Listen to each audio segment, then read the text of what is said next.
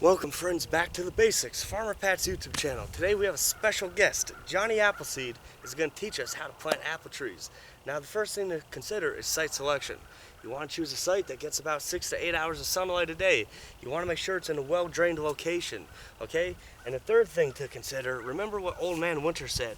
When you buy your fruit trees, make sure they come from a climate that is similar to where you live in. Since I'm from up north, I buy my apple trees from a location same as mine or farther north than me. Because if I buy them from down south, they're not used to the cold winters, they're less likely to survive, okay?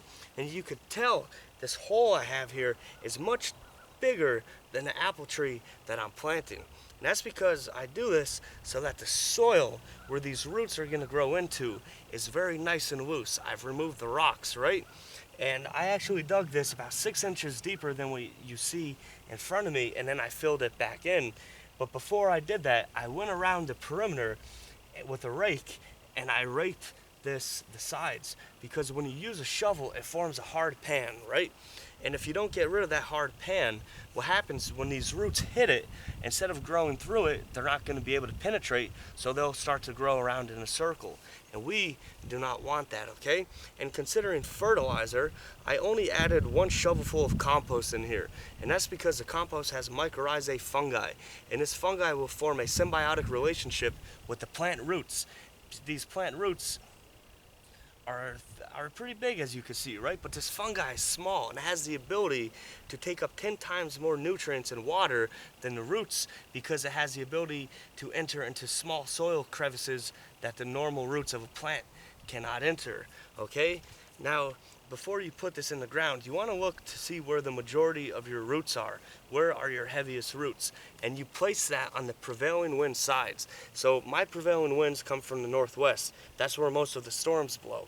So if I have most of my roots on the northwest side, then that's going to form an extra anchor, and that's going to mean that the plant is going to be less likely to fall over in a windstorm, okay? And before I fill this back in, I want to make sure, you see this bulb here? That is the graft line. This is where the rootstock was grafted onto the apple tree, okay? And you want to make sure that this bulb is planted 2 to 4 inches above the soil, because if you plant this in the soil, what happens is the apple tree is then going to take root, okay? These are 2 different types of trees. The root stock is from a different tree than the apple tree. So it's only going to grow 12 to 15 feet because it's a semi-dwarf. But the apple tree, if it was planted without a specific root stock, would grow 30 feet. So to prevent it from growing 30 feet, you got to make sure that this bud union here is 2 to 4 inches above the soil. So this looks pretty good. And now I'm going to fill it back in. Get rid of all these clumps. And before I planted this apple tree today, what I did was I soaked it in water for 4 hours, okay? And considering fertilizer, we don't add any fertilizer to the soil. If you look at all the major universities, Penn State, Michigan State University, their scientific studies indicate that you should not add fertilizer to the soil, because the salts in the fertilizer, they can burn the roots. So we wait a month, right? And then after a month, what we're going to do is we're going to add 8 ounces of 10-10-10. And then again in June, we're going to add 8 more ounces of 10-10-10.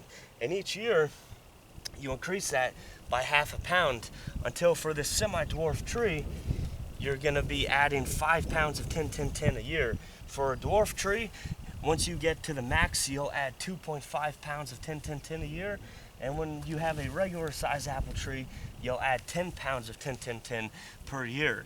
Okay, and right now at the top here, I'm filling some mulch around the tree to help retain water and also to prevent the weeds from growing. Now that's that. We'll add some water.